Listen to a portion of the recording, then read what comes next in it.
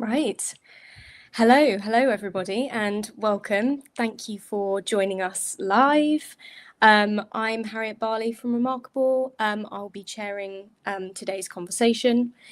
So just a quick bit of housekeeping before we start. So going live for about an hour, and we are recording. So if you have to drop off, you can catch up afterwards, and we will share the link. So today is about insurance and about a shift a lot of marketing teams are seeing, but not always measuring. So cost of living pressure has made insurance buyers more price sensitive, and that part obviously is well understood. But the part that I think gets less attention is how much of the decision's now being made before anyone asks for a quote. So buyers are searching, reading reviews, checking how a brand handles claims, and increasingly asking AI tools to summarize their options. So by the time, obviously, they reach a comparison site, a lot of the shortlist has already been shaped. So we do have two pieces of work that look at this from different angles. So as hopefully you've seen, Remarkable has produced a UK insurance digital maturity report, which benchmarks and gives the kind of owned digital picture, how insurance firms perform against their own websites and digital presence. But Katie and Immediate Future have produced the companion report, the social search gap in UK insurance, which looks at everything around that. So social discussion, reviews, visible support, search behaviour, AI assisted research. So that segues in nicely into introductions. So joined by two people who know this material well. So we've got Sangeeta Brady, our Chief Operating Officer. And then we also have Katie Howell, who's CEO at Immediate Future, who led the companion report. So I think here's how we'll run it. So we'll start with the benchmark and owned digital picture, just as a bit of a recap, I think, and then we'll widen out to the social search and AI layer and take a look at what that means commercially. So Sangeeta, let's start with you if you're ready. Mm-hmm. Perfect. So I know you spent a lot of time inside this benchmark, but when you step back from all of it, what's the finding that marketers should care the most about? Good afternoon, Harriet. So the key thing to look at is all the insurers have a digital presence, but not all of them have digital performance. So the numbers are telling that story. 5 out of 20 insurers scored 60% in the benchmark. Aviva scored 70.9%. But even at that point, you can see a third of its digital estate is underperforming at the moment. The other thing to take away is that the conversation is split into two at the moment. It's the internal digital maturity and the external digital performance. And a lot of boards are only measuring one and only having one and only discussing one. So the decisions that are getting made at a board level are not even reaching the buyers, what the buyers are actually looking at. So that they're key areas from the benchmark. Another area to look at is where they're weakest at the moment, and that is in the AI visibility. So as you said earlier, that is a key area that people are now going to AI search and AI first to do their research. And a lot of these insurers will be absent from AI assisted research because that's what's shaping the shortlist to begin with. So that's a real weak point for them at the moment. The other thing to note is the home pages are currently built for people who have already decided to buy. So they're not built for anyone who's still in the consideration phase. That all the content is always product led. And it's not giving buyers the sort of content they're looking for and the questions they're asking in the first place. Why it's commercial, Hastings Direct is a proof point. So overall, it came last with 36.2%, but it came second for customer satisfaction. So they've got a strong product and service, but they've got a weak digital foundation. I think what the marketers really need to take away is that the digital estate isn't a comms asset anymore. It's often the first and only impression you've got to make at the moment of consideration. So it's super important. Yeah, yeah, that makes sense. And I think that Hastings example really sticks in your mind, doesn't it? A brand that people, really do rate, genuinely rate, sitting at the bottom of the table, really, on digital. So, staying with the buyer for a second, what is happening before somebody asks for a quote that you think a lot of insurance teams are still underestimating? So, as you mentioned, it's reviews and public signals that are already shaping the choice. So, people are looking that rather than going for product information, they're looking at how do people handle claims, what is the sort of what's their reviews like in Trustpilot, which etc. What are the App Store ratings? So this is what buyers are seeing before they even get to a quote page, and you can see that in the scores. The trust scores are average on 3.5 out of 5. So as I say, that's very telling there. Also, you've got NFU Mutual, who's the outlier at 4.5, and that's because they've earned through visible mutuality and local agents, not digital spend. So again, it's so important that insurers get their content correct in their social channels. So again, another stat is 18 out of 20 insurers offer no social messaging channels, so no WhatsApp, no direct contact, and that's basically what a buyer's looking for at the moment. Yeah, yeah, that makes sense. And Katie, does that kind of match what you've seen kind of from the other side?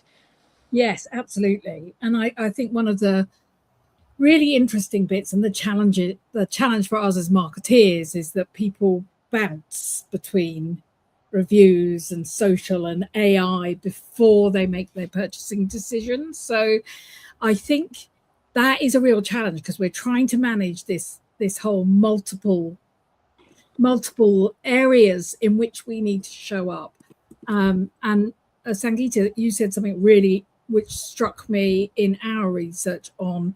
We looked at conversations on social media by customers around not just brands. We looked at the same brands as you guys did, but we also looked at a bit more depth into what conversations are happening around insurance.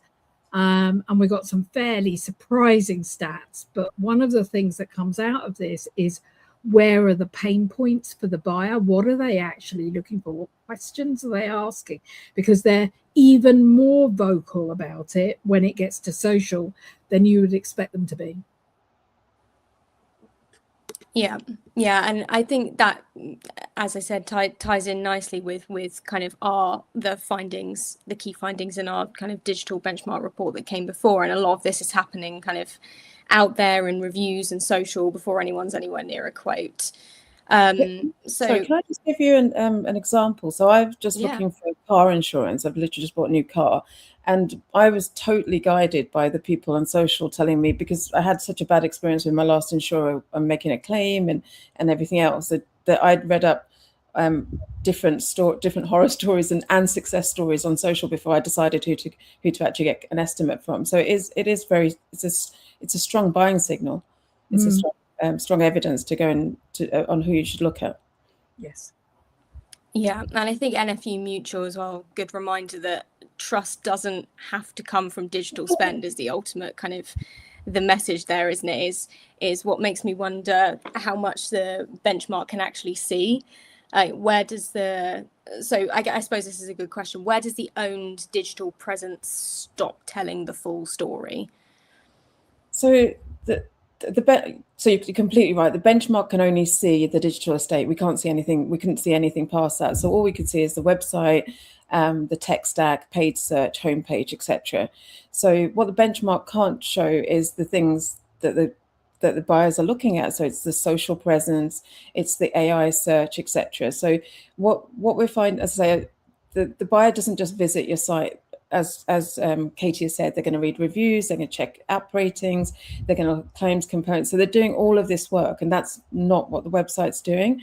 But then coming back to, as you were saying about NF Mutual, Saga has the same content authority, because people go to the Saga site. Saga is known for the over 50s content, and they've always got interesting health content, etc. So people know to go there, and they'll be looking at that information before, again, looking for an estimate.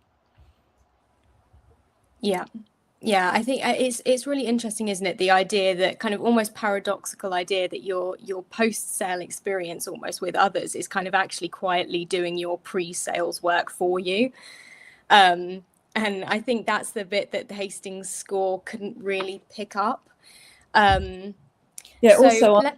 So Also on that, the information on current websites is in the footer. So this sort of testimonials and claim information is in the footer, and the buyers are just not looking there. yeah, yeah. So let me push a bit on the kind of more commercial side though, because it'd be easy to treat all of this as kind of a comms problem. So why does it matter for growth and demand, not just communications? So I think the thing is the cost of not having it. So what really surprised me in the report is some brands, some are paying £60 per click, which is a huge amount of money. So and basically that's been squeezed by the FCA's pricing reforms. But what you've got is you've got the best return, which is on Saga, because they've got 450,000 citations, but their clicks is £5 per click. So the gap is reflecting the brand and the content investment, and so that makes the demand cheaper. So that's obviously a big payment for each of the companies. Also, branded search and shortlist presence. Admiral earns over 5,000 monthly citations. Aviva's got 4,466, but Saga has 9,608. So it's more than double than anyone else. And again, that talks to their content authority and their varied content, which is not about product. I think the thing is that, again, I can't stress how important it is. Again, let me give you another example. We used to have Vitality as our health insurance, and even now, because I enjoyed their content so much, they had health content, they had offers, they had no product content at all. They were always pushing on, how to have a better lifestyle, giving people challenges, and so they were the first person I looked at for the next insurance, because I really enjoyed that content and really enjoyed the way they were talking to me and answering the questions that I had and providing me the type of content they actually wanted. Yeah, yeah. And that, I think, sort of going back to your kind of main point is that kind of owning your demand rather than renting it every quarter is kind of the line that a board will remember. And those Saga numbers really make that cost gap in performance and spend really hard to ignore. So looking at the flip side now, where do you think insurers are most likely to miss this opportunity to seize that and take that under control? So I think the websites have been built at the moment. There's a friction on the websites at the moment because they're converting people who've already decided, but they're ignoring people who haven't. So most of the content is product led. It's not question led, and there's too much focus on the final stage conversion. So the homepage data shows this as well. Where the content scores range from Vitality at 4.15 to Hastings to 1.16. So as I mentioned before, the social proof is normally in the footer, and it's not driving for people who haven't already made their shortlist and decided what they want to do. Again, another stat for you, Bupa has 83% on AI visibility. And again, this is from answering real questions in depth. How does that look from social, Katie? It's about the same. Yeah, they are answering questions and they're predicting what their customers are likely to ask. Yeah, I think that's a really useful kind of way to break it down, that most homepages really where things stand right now are actually really built for the person who's already decided and do very little for the ones still kind of making up their mind. Whereas, as you said, Bupa kind of being a good example of doing the opposite and answering kind of those actual real life questions that people have. So kind of I'll bring both of you into this one in the kind of long run, but for you first, Sangeeta, if a marketing team watched this and could only act on one thing from the benchmarks, what would it be? All right, only one thing. So I would say that it's content authority, because we've spoken about this a number of times before, and the people who are getting it right, the people like Saga, etc., they've been doing this for a long time. They've had years of content authority. So it's really mapping the questions that buyers are asking, and then sharing that information. That will give enough information for to earn AI citations. So that will help them with their AI search. So I think the thing is, it takes about 12 to 18 months for this to compound. So they really need to start on that now. Social content, obviously, that's important as well, but they're the things I would focus on. Yeah, that makes sense. That kind of content authority really sitting upstream of kind of everything else, really, and the fact that it takes, a real time commitment to build, and so waiting actually does cost you. So, okay, that's a good place to leave that kind of initial benchmark report, I think. So that's kind of the owned digital picture, and the part that insurers kind of are really controlling directly at the moment. But I want to widen it out to everything around it, because that's really where you come in, Katie, in your work. So, Katie, you led the companion report. So what did the social and search layer show you that really surprised you the most? So yes, we looked at specifically at social and social search, and I think I expected a lot of people complaining about the price of insurance and whether it was worth it, and maybe that's just me and my particular view. And what really kind of surprised me was when we looked at what buyers are talking about, you can see that actually that's probably not the most significant thing that they discuss on social media. It comes up, of course it does, and it's really interesting, because around 27% of buyers discover insurance brands on social, and about 25% through social ads. So we know that it can be a driver for that top of funnel. What became really interesting is where the battleground really was, which was, yes, it's about building confidence in that brand. There's a lot of trust that needs to be built beforehand, and people will actually pay more if they feel that the brand is trusted. And that trust comes from, exactly as Sangeeta said, which is, the more detailed answering of the question. And I've got some really interesting insights, because that social listening really helps us understand the language that our buyers are using. So they're not, I think the big challenge for us as marketeers is buyers are not really starting their journey where we're doing most of our marketing, which is mostly around price. They're actually way, way, way up the other end and doing quite deep research. And social plays a massively important part, because not only do people trust social to a certain extent, certainly from their friends and family, but the social conversations are being picked up by AI, and that is massive, because actually the way you formulate and format your social posts can get picked up by AI pretty fast, in weeks. So because it's seen as a more credible space. And when you consider that some GWI data shows that 45% of people planning to buy insurance in the next 3 to 6 months have used AI to find information, you need to move pretty fast if you want to capture that. Yeah, I think that's so. If based on what you've just said there, so if the journey isn't really starting where most teams are kind of actively measuring those marketing kind of benchmarks, when an insurer actually gets that right, what actually changes? At the moment, I think it will be a case of test and learn, if I was really honest with you. But I suspect what we'll see is that by the time they come to comparison sites or your quote page, they're not having to be convinced. You're going to have a lot less abandonment.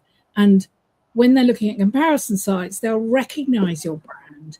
And that brand recognition and the feeling of safety and security means that if you are priced slightly above, say, the cheapest option, you're very likely to be chosen because they trust you more. So these would be all what I call intent signals.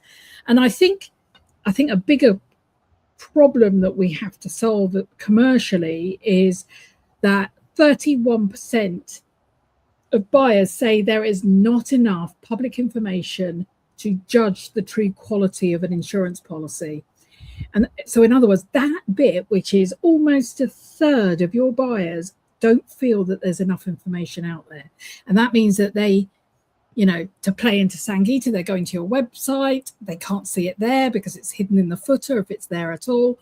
And on social, it's not being discussed, not by the brands, it is by the buyers. And I think one of the points is I would never advocate, and I don't advocate, that it's one channel over another.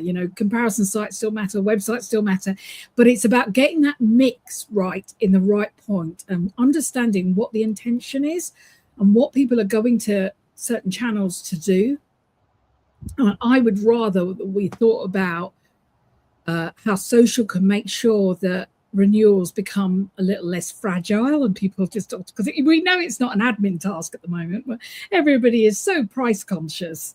We know that they're going and doing a little bit of research. So how can we make sure the renewal and the churn rate is lower? The renewal is higher and the churn rate is lower, and kind of get people to see beyond the headline price. And it's not about soft brand. It's about protecting margin and improving demand. And I think that when we looked at those tracked conversations, what was really interesting about the kind of levels of conversation that are happening, it's around 48. I think it's 48.7. I can't find my stat at the moment, but it's 45.8. Get dyslexic. 45.8% of conversations in the last 6 months were about cover confusion, pre-quote discovery, which is how do I do this without filling in a gazillion forms, reassurance, is this a good company, will they stitch me up when it comes to a claim, and confidence in that brand and that they will be in a safe pair of hands, which is what we're really selling as insurers. So that really floored me, because 45.8% is an awful lot of people who are going to social to ask those questions. So yeah, surprising stuff. Yeah. So kind of on the whole, more stronger shortlist presence, more branded demand, and kind of less leaning on those comparison sites to do your selling for you. And so you actually went out and listened to where this is kind of playing out with the Brandwatch work.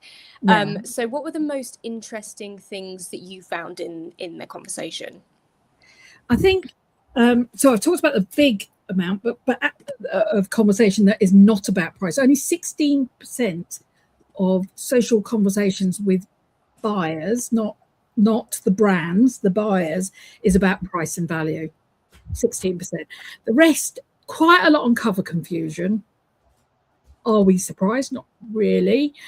That buyer pain at trying to work out whether or not they're covered to drive another car, or does this cover all household goods? Is this, all those kind of what feel like daft questions, but actually, as marketeers, the problem is we live with this, so we know our product so well. We assume everybody else knows it really well, but they don't.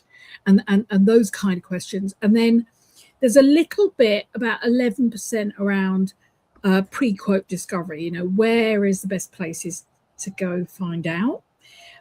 And about 11-12% is claims friction, as you'd expect, which is people going, I'm trying to make a claim and they've taken 3 weeks to come back to me, or whatever it is. It'll be that kind of thing. I think the dominant behavior, though, is not complaining. It's people trying to work out what the right choice looks like. It's that help to a decision, that confusion, and stories about claims, which Sangeeta mentioned. Stories about claims are actually doing a huge amount of the acquisition work. So that they're teaching future buyers what to expect before those people become customers. Exactly the same as on your website, that needs to be reflected in social, but So, in a very particular way. Yeah, so sorry. it's not negative. It's not negative social, is it? It's actually just informative. Yes, useful, informative, helpful. It's not about producing more content or spending more money. It's about thinking about the user intent, the buyer intent, and exactly what you said, Sangeeta, which is then mapping that against the questions they're going to be asked.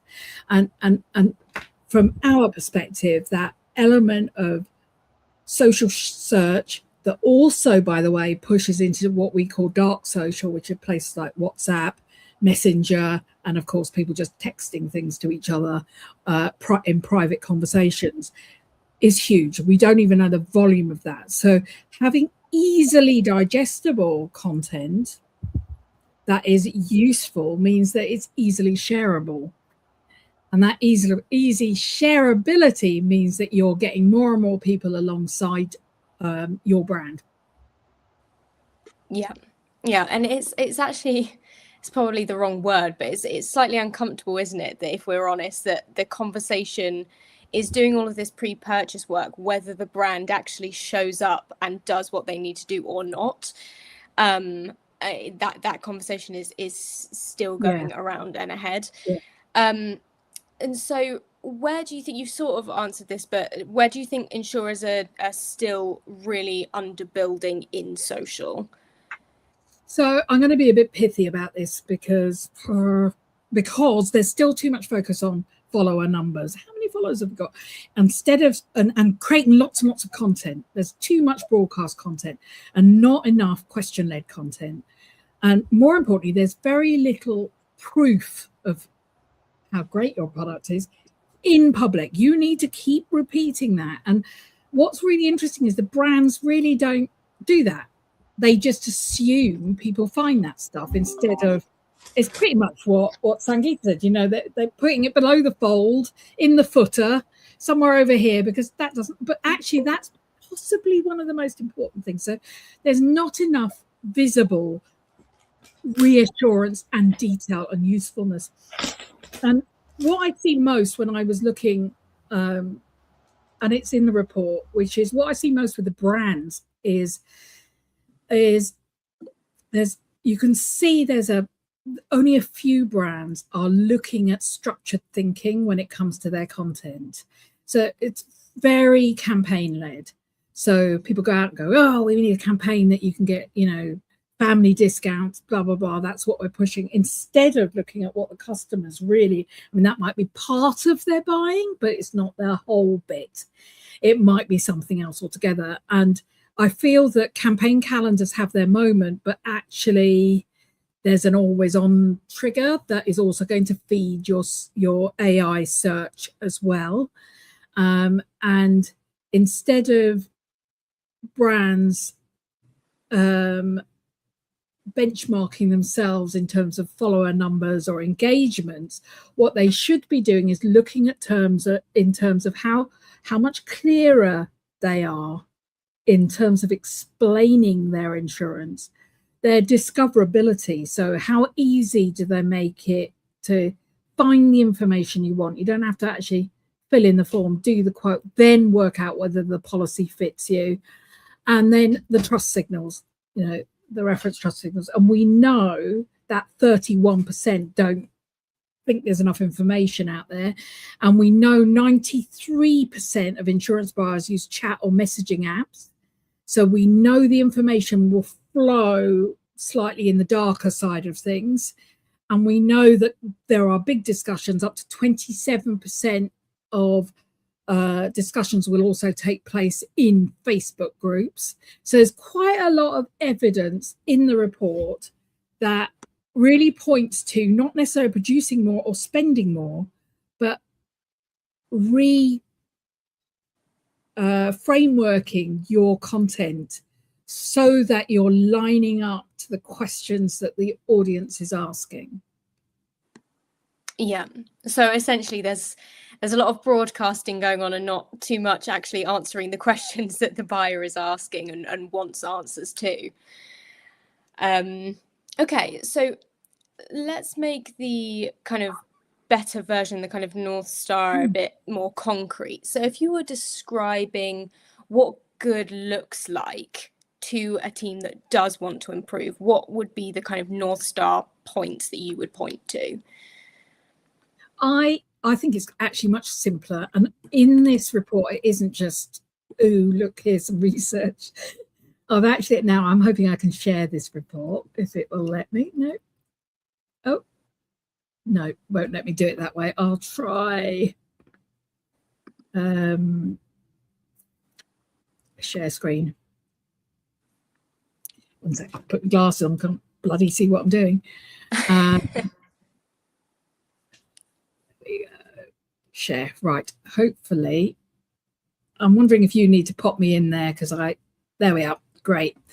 So I will whiz through this. Sorry, this is the report. And you can see that it's showing you how everything fits together. These are really useful if you have to persuade the board. But I wanted to get to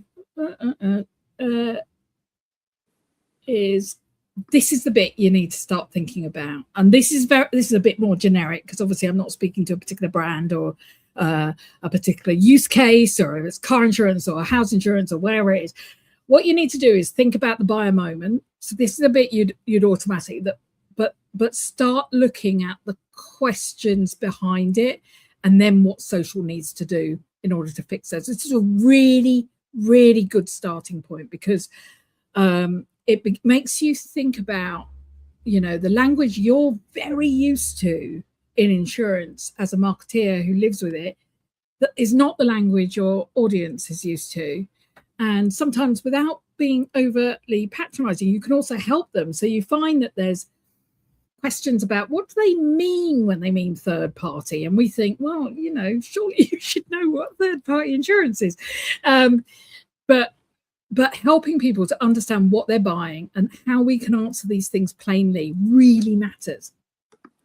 And so put these frameworks in so that you can very quick, how can you make it better, is really more a case of rejigging what you're doing and then working your way through in using the kind of listening tools, research to go, what are those questions? What is likely to be asked? What will AI want the answer to? What are the frequently asked questions, but also what are the really weird and wonderful questions that get asked? And start to then map that out by the intention of the buyer, how you're making it answer engine ready, because there's lots you can do in terms of adding metadata to your social post to make sure it gets picked up faster by the AI engines, making sure it's proof rich, all those lovely, reviews, and then making sure it's repeatable. And, it's the one thing we as marketers hate, which is that, we get quite bored of our campaigns, don't we? Because we've been doing it for 3 months and we don't want to do it anymore. The thing is with social, and particularly with insurance, is our audience isn't bored.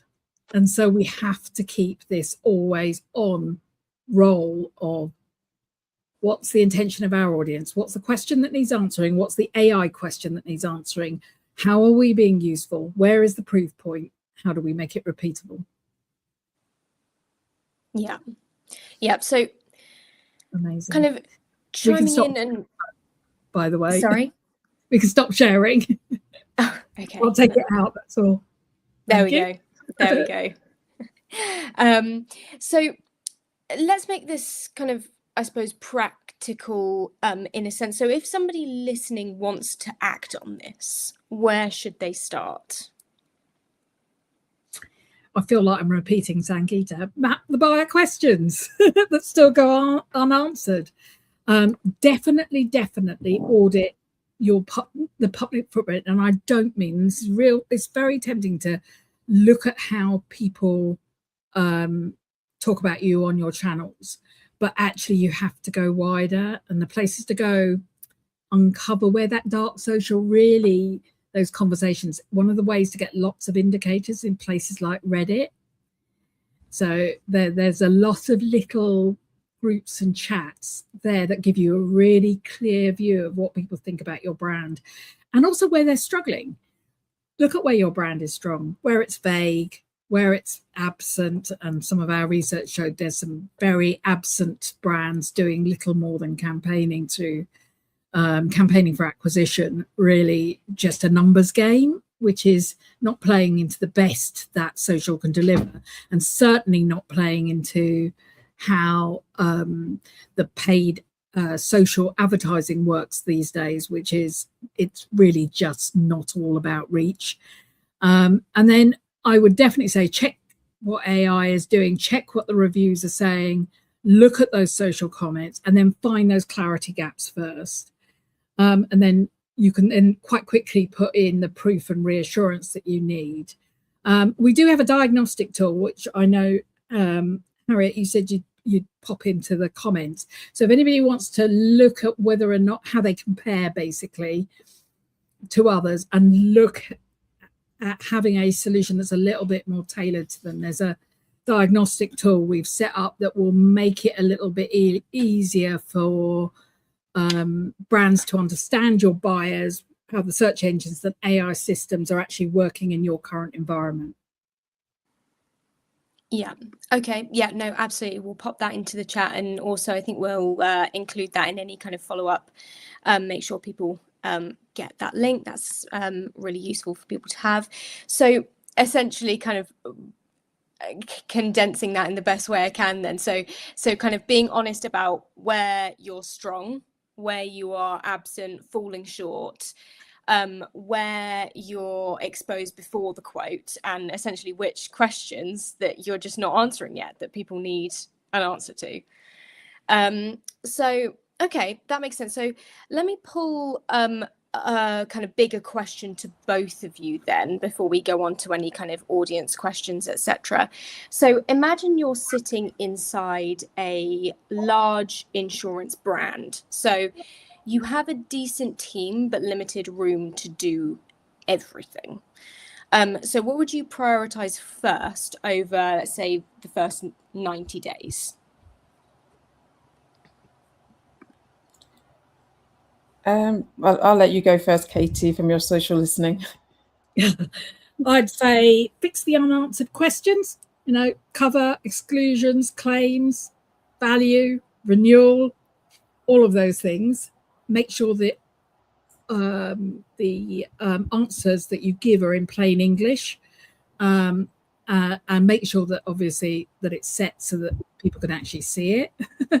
And then I'd definitely strengthen proof in public. So yes, you should have claims explanation, but those republishing reviews is really useful, as well as expert voices. So I'm aware we might be speaking to some B2B insurers out there, and expert voices really, really mean something at the moment, because trust is at an all-time low. So the more trust we can build, the easier the purchase becomes.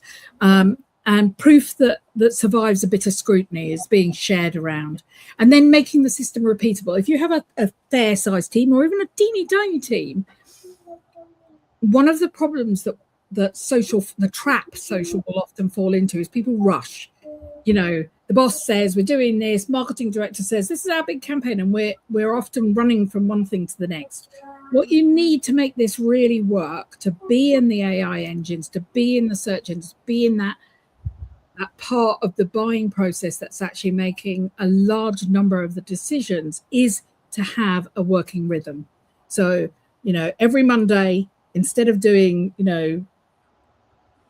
motivational Monday quote, instead of that, what we should be looking at is, this is the day we're going to put out one of our reviews. This is the day so you start to build a rhythm into this so that it never stops. So working rhythm, named ownership, so it doesn't slide down the kind of back of the sofa, which is a terrible thing in social, but it does. What was a great post a week ago suddenly disappears. Clear standards as to what you will and won't say. So if you do guidelines, people can move much faster. And content design for the feed. and for search and for AI discovery, not just one channel. So what I mean by that is name your visuals, name them, the question that's being asked.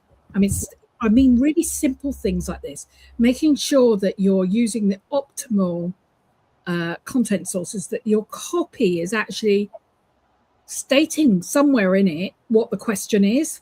And part of that is so that you constantly are focused in on what the buyer wants. Because if you only have 90 days and it was my department, I'd spend a lot less time making more content and more time making the right answers easier to find.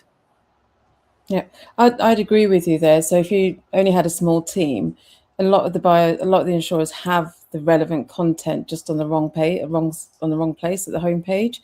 So have a look at your home page and move that, move the claim information, the claim data, the reviews, move that higher up above the page fold so people can find it quicker. I think the other thing I do is fix the other thing on the homepage, which is that making sure that it's not just built for people who've already decided, and make room for the consideration stage. So they're still undecided, make sure it's got relevant content for those people. Yeah. Okay. And actually that listening to you guys' answers there kind of brings me on to a couple of extra questions from me before we move on to any questions that we've kind of been sent in. So if we're honest, how much of this is a content problem and how much is a systems problem?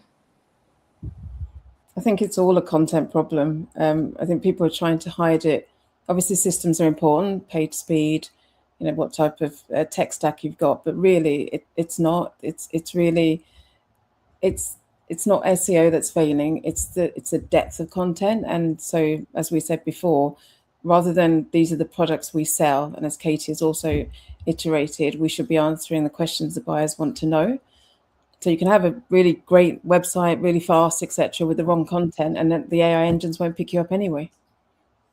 I also think that, I speak to a lot of marketeers, and I would say I have a huge amount of empathy for the amount of work that's having to get done at sometimes quite astronomical speeds.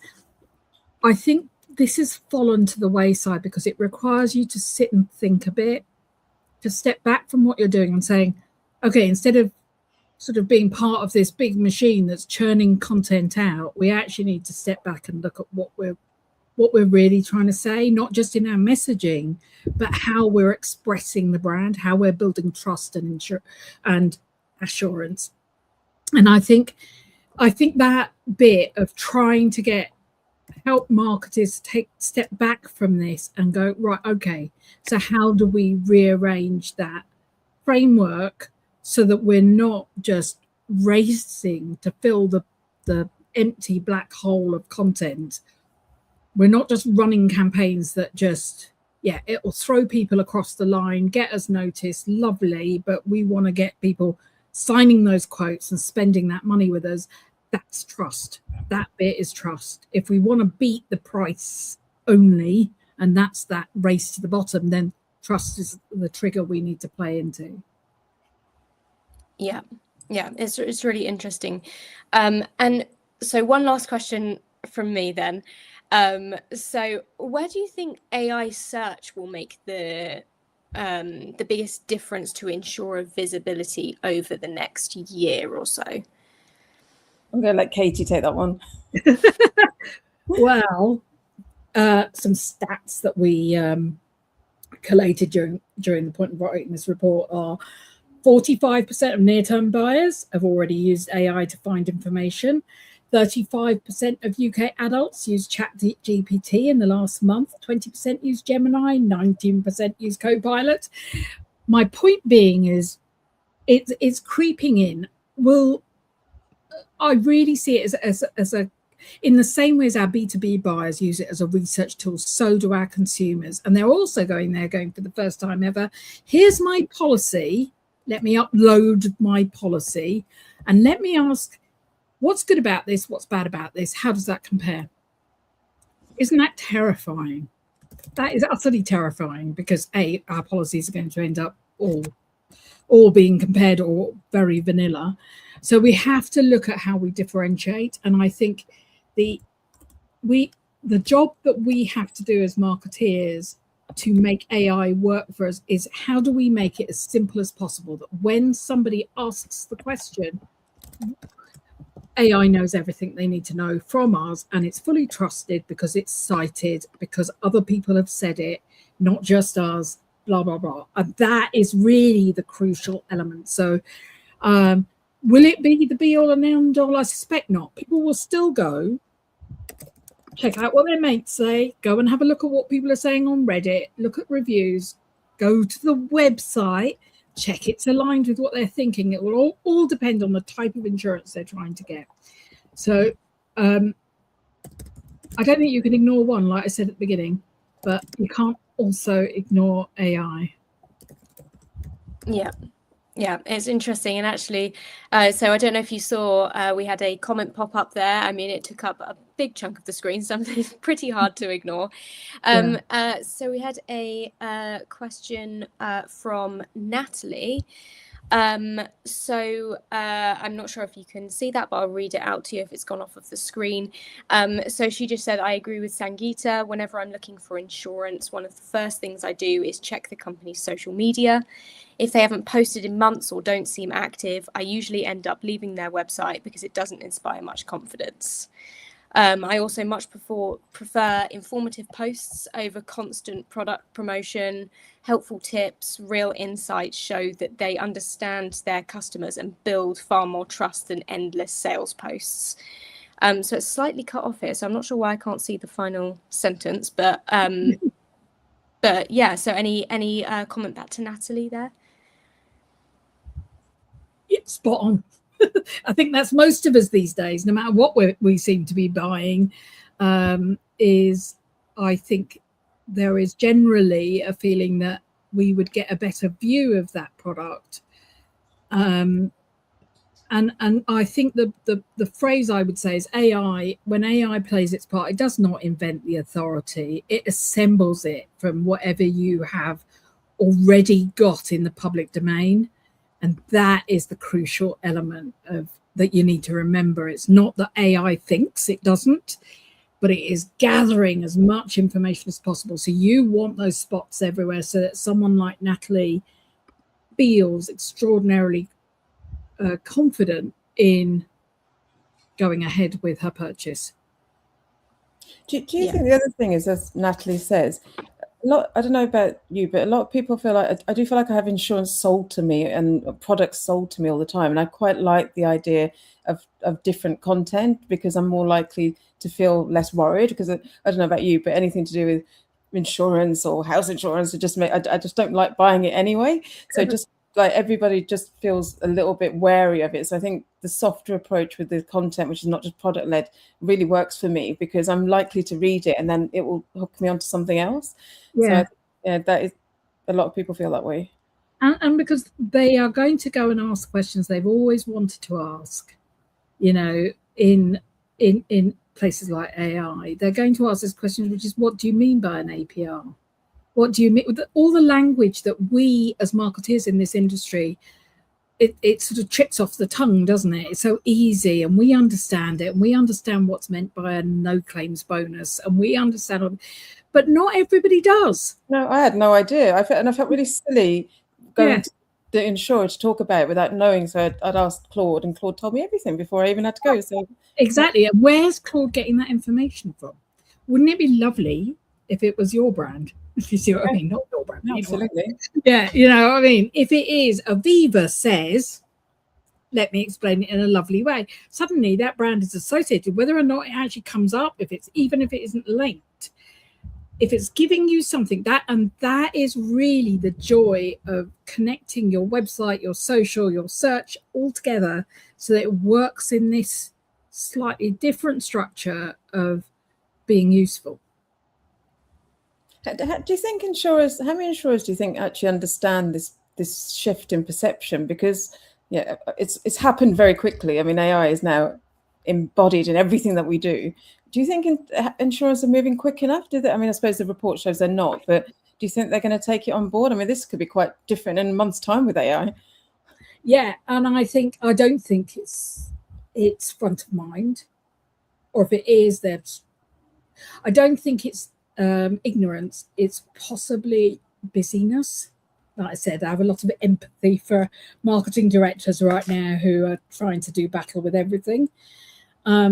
I'd say there's a bigger shift than just AI. And that has really come because the world has been crazy. Cost of living is going up. We as consumers and buyers in B2B, same different, we're doing the cover your ass bit, sorry to be so blunt, but we're double checking everything.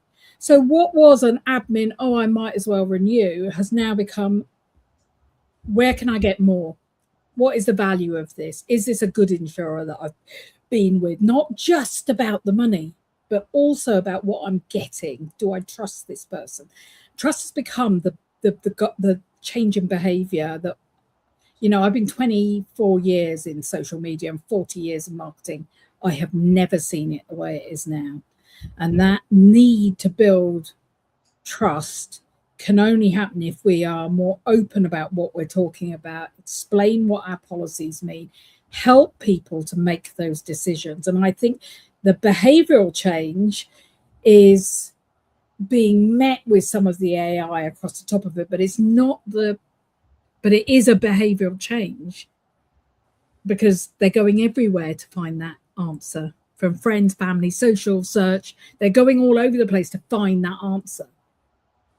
Yeah, that is quite a change, isn't it? Yeah.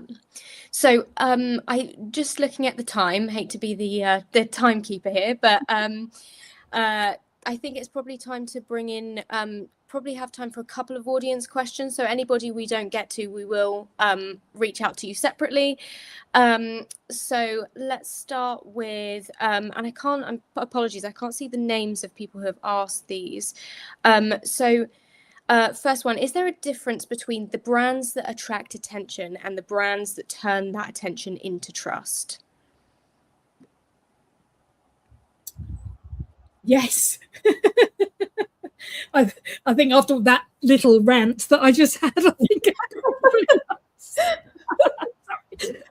yeah, of course there is. And, it is a bit slower burn because trust is not built in one campaign. We know that. So it's going to take more time. It is. But, if you don't get started now, by the time we get to the end of the year, you're going to be totally buggered. So my general view is, of course, awareness matters and attention matters, because if nobody's seeing you, but so does memory, and a memory that's built on trust signals. So this feeling that I trust this brand because they've told me what an APR is, trust this brand because they've told me what no claims bonus is. It's never one in one big bite. It's not going to be one in one social post. It's going to be that constant, continuous noise, basically. Hopefully very good noise. Yeah. Sangeeta, anything to add, or shall we move on to the next question?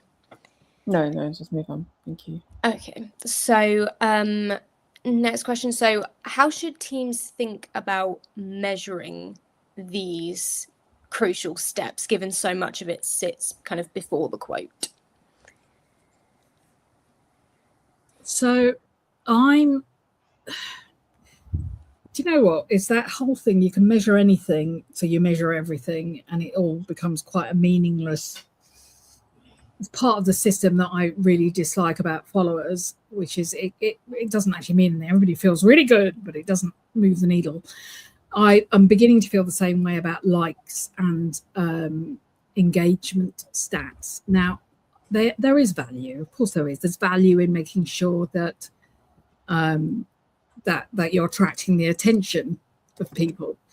But if you look at where all the algorithms are now focusing their time, you will see very clearly that they're after saves, longer comments, shares. What they're looking for is that deeper, more meaningful interest in what you've just said. And those are the things that are actually showing whether or not your brand is moving towards people getting ready to buy. And I think those are the measures that we need to start thinking about in much more detail than we currently do. We currently tend to follow things that are very top line, that tell us very top line ideas in terms of measurement. And I think we need to be in some of the detail about what is actually happening and how that information is being shared. Yeah. Yeah. Okay. Anything to add to that, Sang? Or I'm just aware of cognizant of time. I was going to say, do you want to do another question? Because there's only a couple of minutes left. Yes. So that we sort of answered this, but I think the focus is more on the size issue. So for smaller insurers or teams without a big budget, where's the highest value place to start? I think I'd like to reiterate, start on your homepage. You already have that content, and move it out of the footer, put it into a more prominent place. That is a quick win. I would say for smaller teams, look at the category through your buyer's eyes and then ask a harder question. So if someone compared your brand against your competitors using search, social, website, AI, what would they learn? And I think even just doing that in a very simplistic, non sort of empirical way gives you a real sense of how consumers have changed and how buyers have changed. And I think that first bit is really, you have to get your head around it first. Once you get your head around it, you then need to map it out. Yeah. Okay, perfect. So just thinking, do you think we have time for one more question? Yeah, let's do one last question. So what did the data suggest about claims, clarity, and renewal as moments where marketers can actually influence choice? I'm going to give that right to Katie. Yes, well, I kind of, I think you can draw the conclusion without me reeling off a load of stats, but claims stories help shape the expectation before purchase. That clarity bit, which is understanding what the thing is talking about, is where people can work out what they're buying. And this has always been our challenge in insurance and even in financial services, which is not everybody understands what they're buying. Not even in B2B do people understand what they need. So many folk have never thought, I need director's insurance, or I should have cybersecurity insurance, because they don't really understand what they're buying. And so clarity really helps. And I think renewal is where your value as a brand either stands up or collapses. And, I liked Sangeeta's, it was vitality, wasn't it? You were talking about the vitality comment, which is, they continue to nurture you. And we talk a lot about nudge, nurture, and social, which is you need to nurture people. You cannot just do the hit it and quit it anymore and expect a sale. So particularly with renewals and churn rates, if you don't want to go down the rabbit hole of price comparison, then you're going to need to do something else that makes people feel that you are adding value to their lives. Yeah, and I think that is a kind of perfect place to conclude.